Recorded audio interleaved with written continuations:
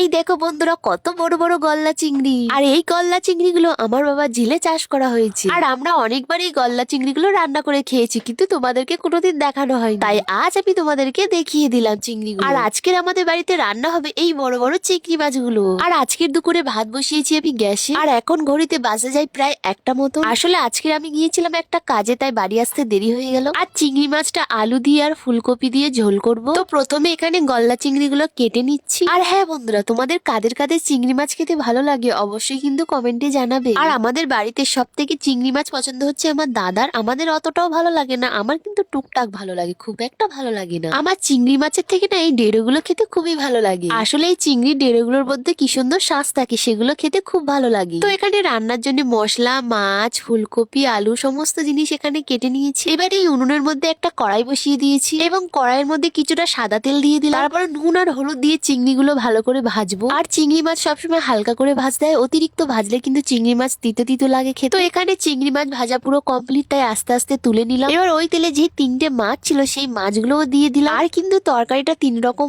মাছ আর চিংড়ি দিয়ে হবে। তো যাই হোক, এখানে মাছ ভাজা পুরোপুরি কমপ্লিট হয়ে গেছে। এবার সেই কেটে রাখা ফুলকপি গুলো কড়ার মধ্যে দিয়ে দেবো। তারপরে দেবো লবণ, ঝাল, হলুদ সমস্ত কিছু দিয়ে হালকা করে ভেজে নেব। আর তোমরা অনেকেই জিজ্ঞাসা করছিলে যে প্রতিমাদি তোমার কি হয়েছে, তুমি আর রান্নার ভিডিও পোস্ট করছো না, তুমি কি আর বাড়িতে রান্না বান্না করছো না নাকি? না গো, এমনটা না। কিন্তু তোমাদেরকে আমি কি রান্না দেখাবো বলো দেখি? একই রান্না তোমাদের কি দেখতে বারবার ভালো লাগবে? তাই তোমরা এই ভিডিওর নিচে কমেন্ট করে যাও যে তোমাদের প্রতিমাদি কি রান্না করো। এমন কিছু কিছু রান্না কমেন্ট করো যাতে একটু সহজ টাইপের হয়। খুব কঠিন কঠিন রান্না কিন্তু আমি করতে পারবো না। তো যাই হোক, এবার তোমরা রান্নার দিকে ফোকাস করো। তরকারি ফুটে উঠেছে আর চিংড়ি মাছগুলো ওর মধ্যে দিয়ে দিলাম। তারপরে হালকা করে ফুটিয়ে তরকারিটা উনুনি থেকে আস্তে আস্তে করে লাভিয়ে নিলাম। তো এই যে এখানে দেখো ফুলকপি আর গলদা চিংড়ি ঝোল কেমন হয়েছে অবশ্যই কমেন্টে জানাও।